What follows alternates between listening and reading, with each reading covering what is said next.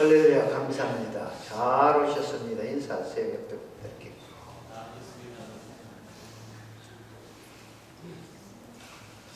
오늘 본문 말씀을 가지고 신앙 성장의 원리라는 제목으로 은혜를 나누겠습니다. 성장. 제가 나이 70인데 성장을 제대로 확실히 못했습니다. 적게 성장을 했죠. 저는 평생을 살면서 이것이 너무 못마땅했어요. 그런데 그나마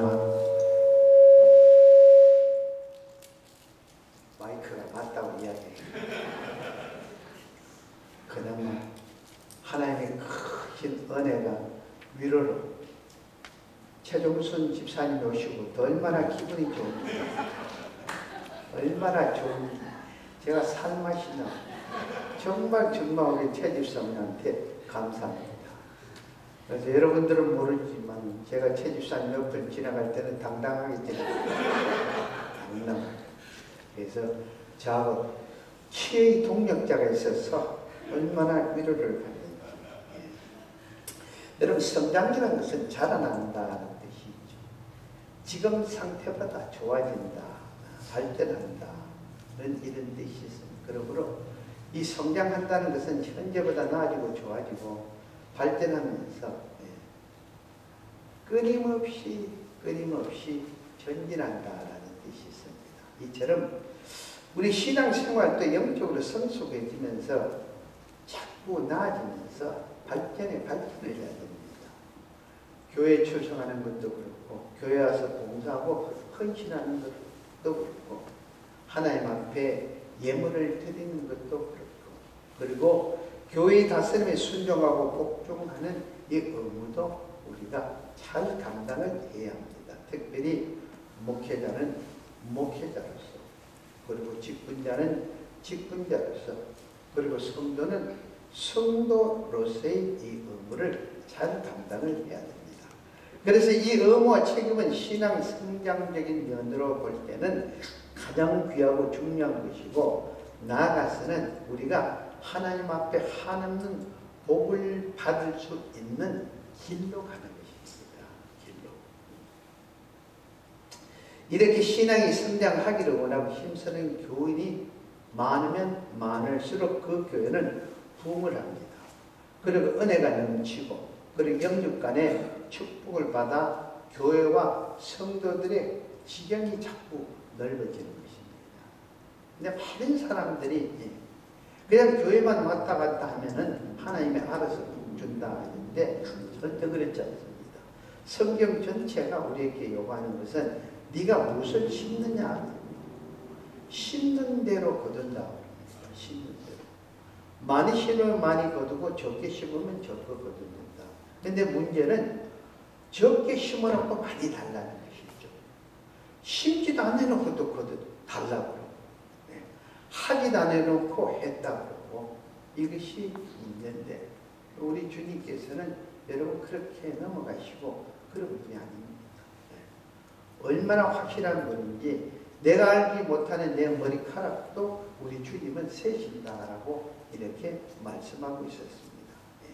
그래서 여러분, 이렇게 신앙이 성장하기를 원하고 힘쓰는 교인이 우리 주 손길교회도 적지만은 함께 했기 때문에 오늘까지 이 주 손길교회가 하나님 앞에 영광과 존귀를 드린 줄로 믿습니다.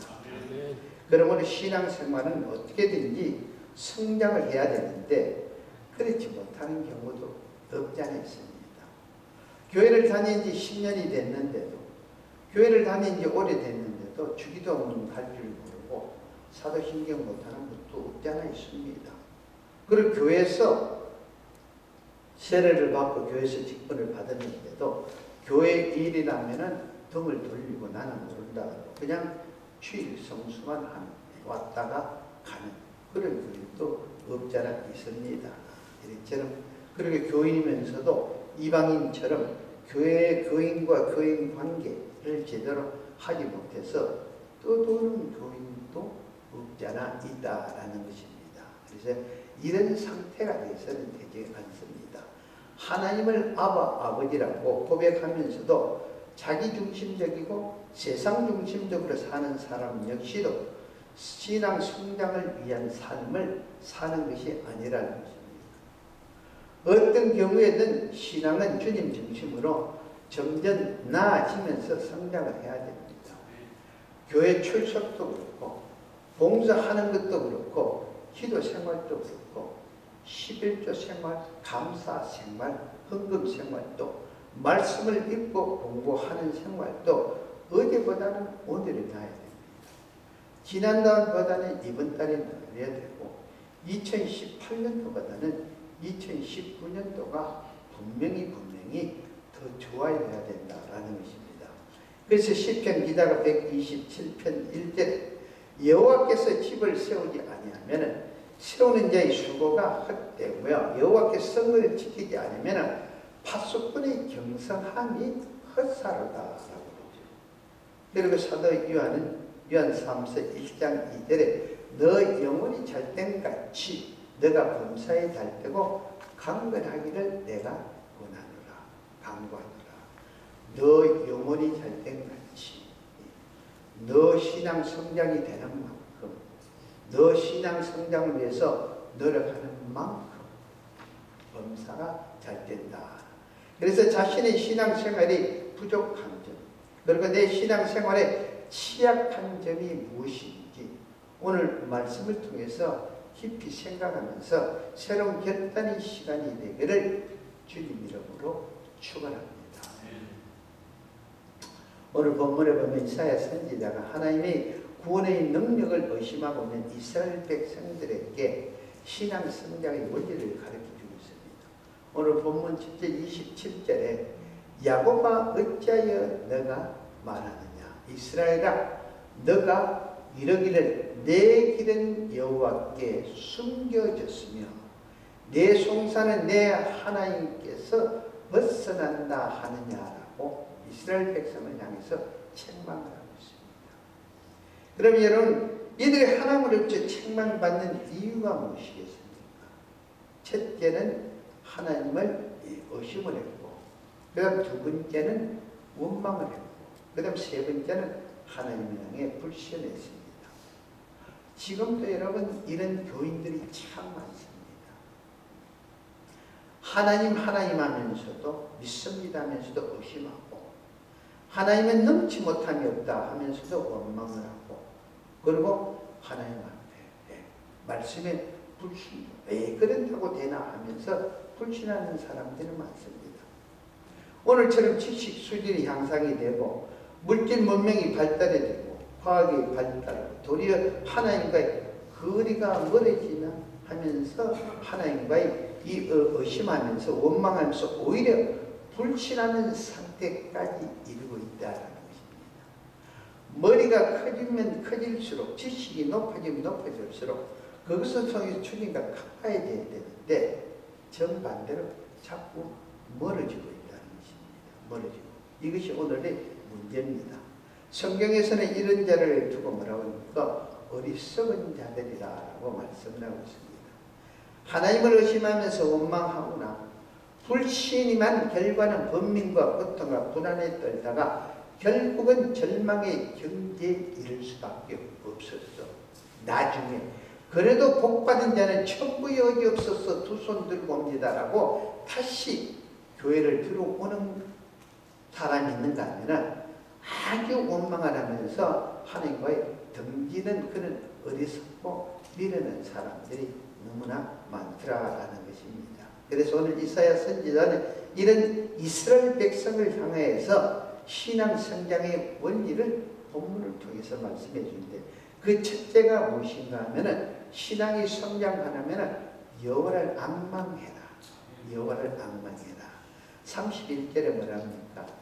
여호와를 앙망하는 자는 새 힘을 얻으리니라고 말씀을 하고 있습니다.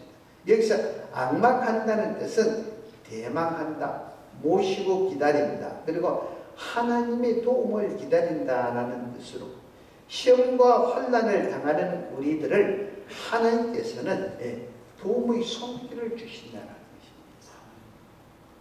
어렵고 힘듦이 있을 때 정말 절망이 있을 때, 예언을 향하여 주를 찾았을 때, 그럴 때 열심히 찾는 자는 하나님은 만나주시고 하나님은 도와주신다고 성경 66권에서 우리에게 말씀을 하고 있습니다.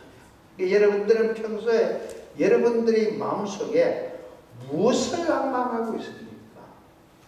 무엇을 가장 그리고 있습니까?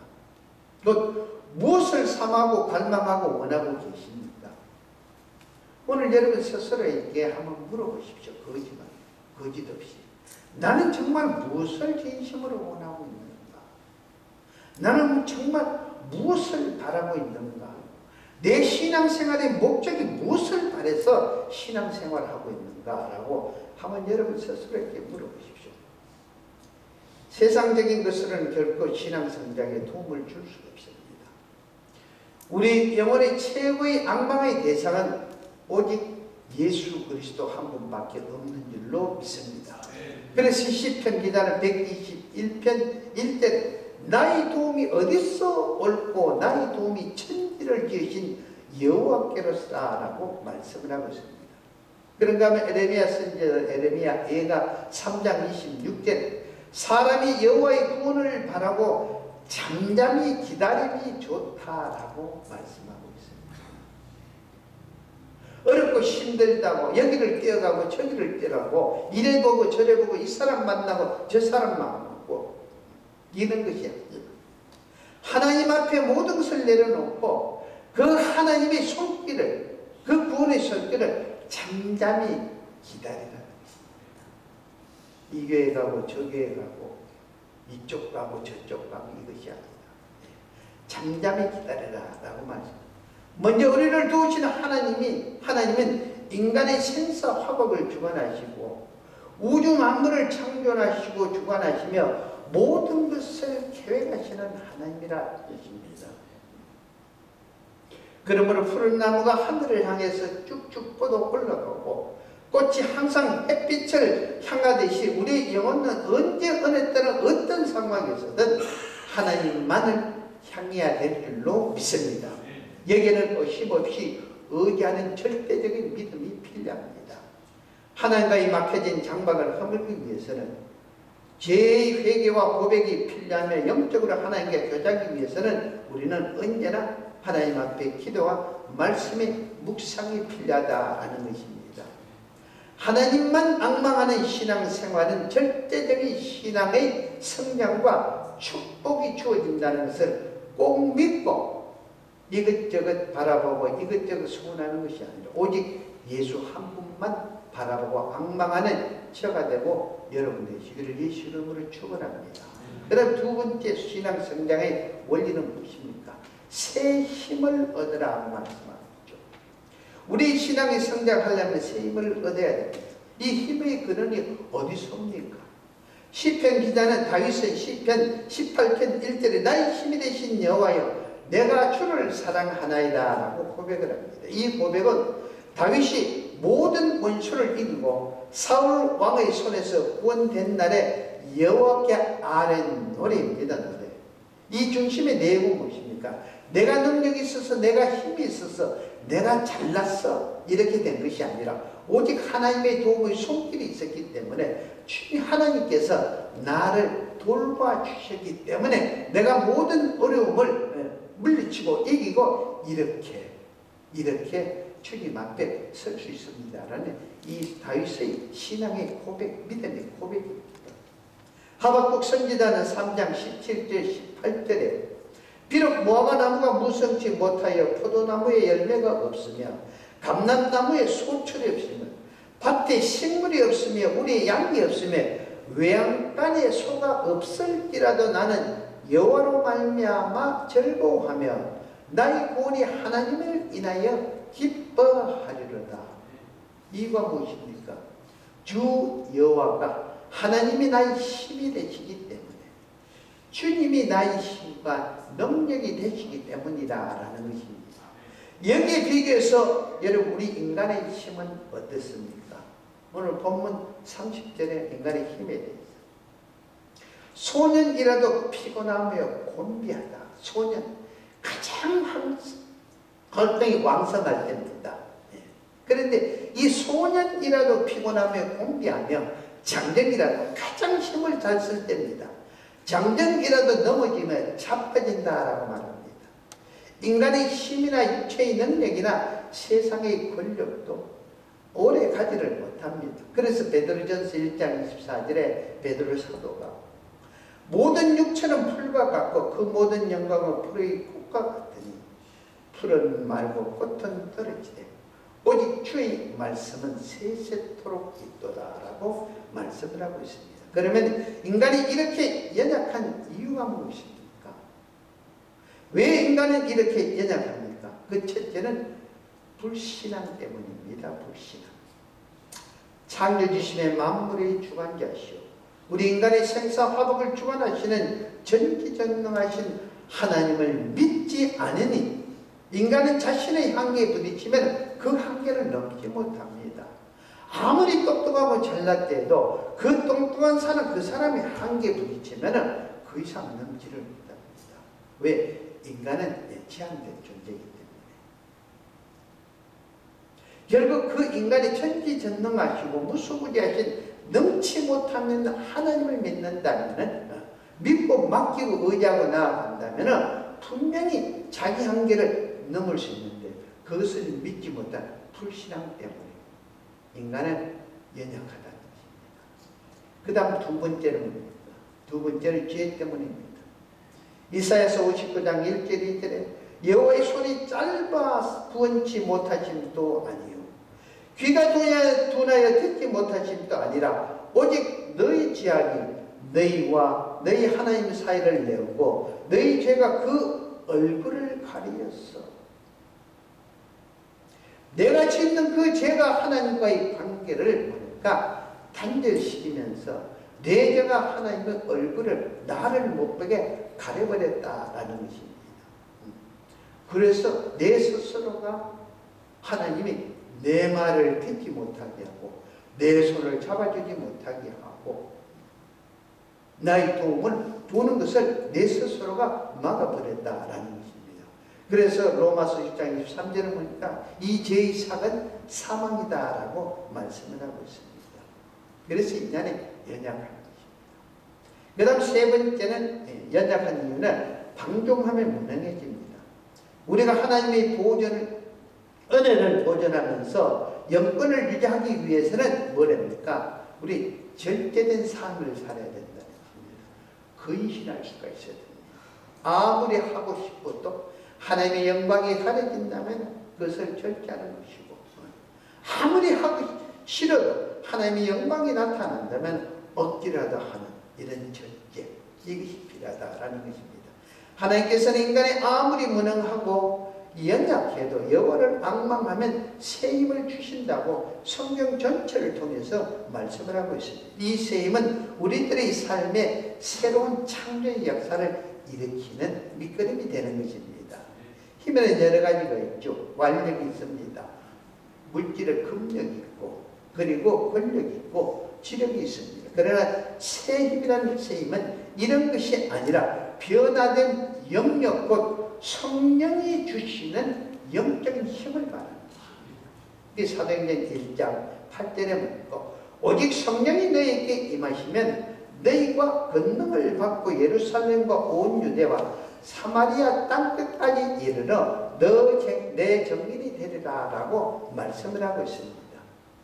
여러분 초대교회 갖가지 박해와 핍박과 배고픔과 감옥에서 매를 맞으면서 가진 고문을 당하고 순환을 당해도 심지어는 생명의 위협을 당해도 복음을 전개했던 이 사도들에게 주셨던 능력이 바로 이 새 힘, 성령의 지배를 받고 성령을 의지하면서 스스로가 스스로를 이기는 힘, 이 성령의 능력입니다. 누구에게 어떤 사람에게 이런 힘이 주어지고 있습니까? 본문에서 말씀하시는 여호와를 앙망하는 자에게는 새 힘을 주신다라고 말씀을 하고 있습니다.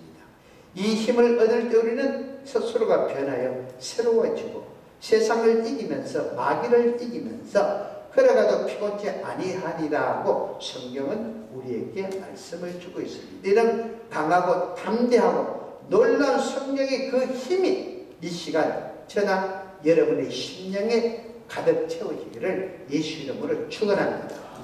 그 다음 세 번째 신앙 성장의 원리가 무엇입니까? 올라가라는 것입니다. 올라가.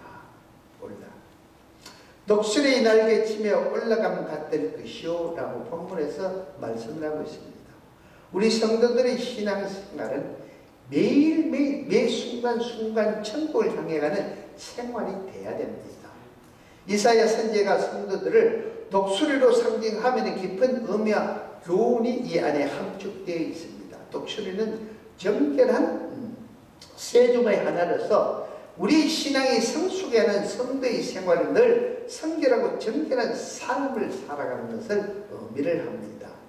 독수리는 가장 높이 나는 새 중의 하나로 성도는 이 세상을 살지만 높은 이상을 하늘을 바라보면서 하늘을 소망하면서 천국을 향해 나아가는 삶을 살아야 된다라는 것입니다. 니나 잘해라. 여러분 왜 아멘을 안 해? 천국으로 나가기 싫어요? 지금 내 혼자 지금 설명하고 있어요.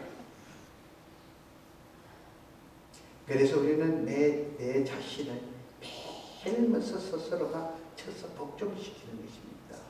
천성을 향해서 나아가기 위해서. 독수리는 새 중에 가장 힘이 세고 강함으로써 모든 새들을 정복합니다. 우리 성도들도 성령의 능력을 받아 세상을 정복하고 세상을 이기면서 다스려야 되는 사실을 우리들에게 말씀을 하고 있습니다.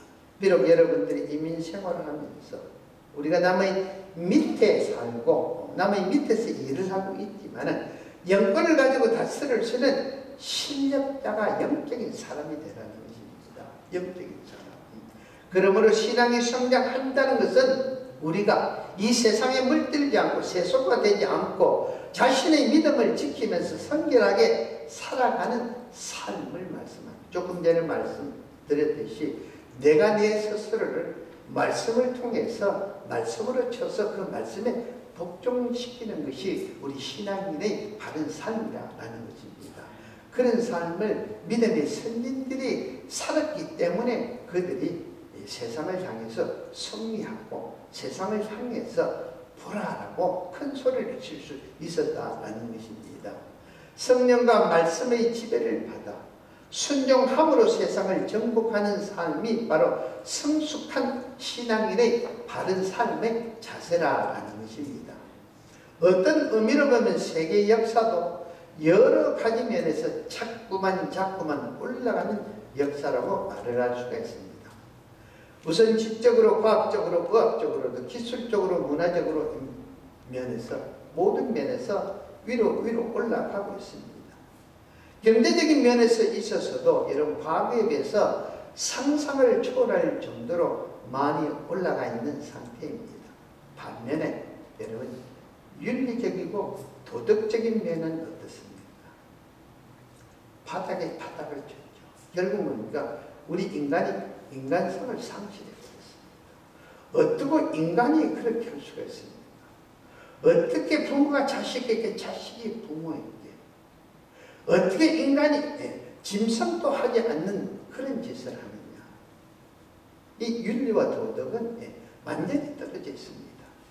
물질적으로만 올라가서는 되지 않는다는 것입니다. 도덕적, 영적인 면에서도 물질과 함께 올라가야 모든 것이 밸런스가 맞아서 그것을 누리고 살 수가 있는 것입니다.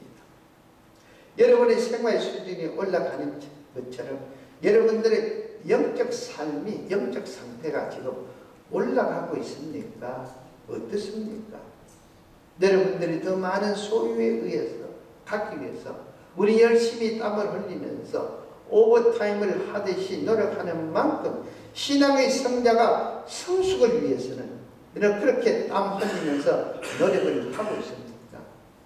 여러분들의 영혼의 방향은 지금 어디를 향하고 있습니까? 그 영혼의 방향이 위로 올라가고 있습니까? 아니면은 그 자리에 머물고 있습니까? 아니면은 안으로 내려가고 있습니까? 아니면은 아예 바닥에 땅을 치고 있습니까?